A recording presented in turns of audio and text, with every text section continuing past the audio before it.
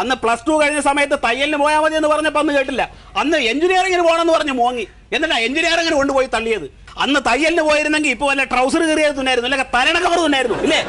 എന്റെ അച്ഛാ തയ്ക്കണമെങ്കിൽ എഞ്ചിനീയറിംഗ് പാസ്സായാലും ചെയ്യാം. എഞ്ചിനീയറിംഗ് പാസ്സായ എത്രയോ പേര് ഇപ്പൊ തയ്യൽ ജോലി ചെയ്യുന്നുണ്ട്. അതുപോലെ ഞാൻ ചെയ്തോളാം. അച്ഛൻ എനിക്കൊരു മെഷീൻ മേടിച്ചാ. ട്രൗസർ തുന്ന എന്തിനാണ് എഞ്ചിനീയറിംഗിന് പോണത്? ആ മാനേജറുടെ കാലും നക്കി തുടച്ച് 1.5 ലക്ഷം രൂപ ഉണ്ടാക്കിയിട്ട് അയാൾക്ക് കൊണ്ടുപോയി കൊടുത്തിട്ട് നീങ്ങോട്ട് ഒരു അവസാനം 100-ൽ 3 മാർക്ക് വാങ്ങി വന്നിരിക്കണവള്. എന്റെ അച്ഛ എന്റെ കൂടെ പഠിച്ചവർക്ക് 1-1.5 മാർക്ക്, എനിക്ക് 3 മാർക്കില്ലേ? അപ്പൊ ഞാനല്ലേ ഫസ്റ്റ്. എനിക്ക് ചൊറിഞ്ഞു വരുന്നുണ്ട്. അച്ഛൻ ചൊറിഞ്ഞു വരുമൊന്നും വേണ്ട. റീവാലുവേഷന് കൊടുത്താലേ ചിലപ്പോ എനിക്ക് ഫസ്റ്റ് ക്ലാസ് എങ്കിലും കിട്ടും. അതായത് എന്റെ മാർക്ക് പുനഃപരിശോധനയ്ക്ക് കൊടുത്താൽ മതി. എടി 3 മാസം ഗർഭിണിയാണെന്ന് ഒരു ഡോക്ടർ പറഞ്ഞിട്ട് വേറൊരു ഡോക്ടർക്ക് പൈസ കൊടുത്താൽ 9 മാസം എന്ന് പറഞ്ഞാൽ എഴുതി തരുമോ?